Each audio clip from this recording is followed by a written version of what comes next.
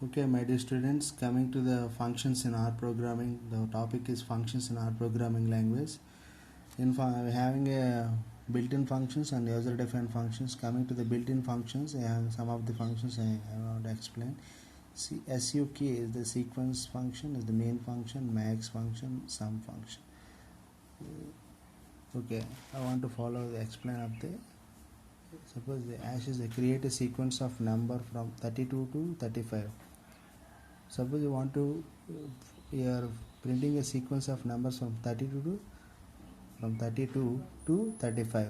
That means you are using a function sequence print sequence 32 comma 35. The output is coming 32, 33, 34, 35.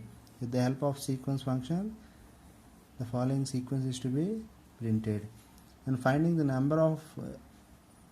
mean of numbers from 25 to 82. That means with the help of mean function 25 colon 82, that means 25 plus 82 by 2. 25 plus 82 by 2. We are calculating the mean. The mean function, it is the built-in function provided in R programming. With the help of print statement, the output is 53.5 because 25 plus 82 by 2. 25 plus 82 by 2. The output is 53.5. And find the, again the hash is nothing but a common statement in our programming language. We are finding the sum of numbers from 41 to 68. The sum of 41 colon 68. That means we are calculating the sum with the help of sum function. It is already having in a built-in function in our programming language. With the help of print statement, the output is to be printed 1526. We are calculating the sum 41 to 68. 41 plus 42, 43, 44, so on up to 68. We are calculating the total sum. Getting 1526. Okay, these are the built-in functions. Okay, coming to the user-defined function. And calling a function with arguments and without arguments within the function. Okay, we are passing an argument within the function. Here the hash is there creating a function to print the square of numbers in sequence. We are printing the square of numbers in sequence. And new is the keyword. New dot function, creating a function. New dot function with the help of prompt symbol. We are creating a function A. We are passing argument A. Here to representing a for loop after a block flower bracket.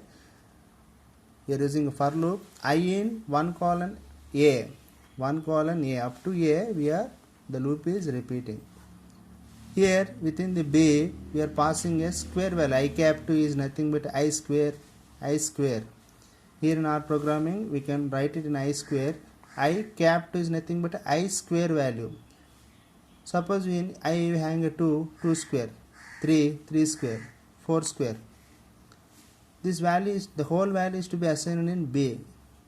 Here we are printing with the print statement. B is to be printed with the help of print statement.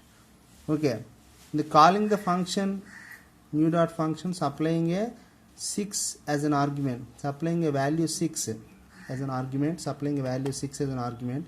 Okay, here new dot function we are passing a 6 value. The 6 value is here going here new dot function in function having a 6, we are passing function 6 for I in 1 colon 6. Okay, in B we are value having 1 square. How much? 1 square means 1. Again we are having how much it is there. The value is to be, next value is 2 means 2 square. 2 square means 4. Next again we are having a value 3 square means 9. Next we are having incrementing 4 square means 16. Next we are having 5 square means 25. Next we are having last value 6 square means 36. This is the passing with arguments. Suppose I calling a function without an argument. To create a function without an argument, the same procedure with the help of new keyword new dot function. There is no argument within the function with the help of prompt symbol. There is no argument within the function starting with flower brackets and for with the help of for loop. I in 1:5, the print statement I cap 2 means I square. I cap 2 means I square. Directly we are squaring the value. Calling the function without supplying an argument. Here there is no argument we are passing in the function. New dot function, there is no argument we are passing. That means checking with the loop.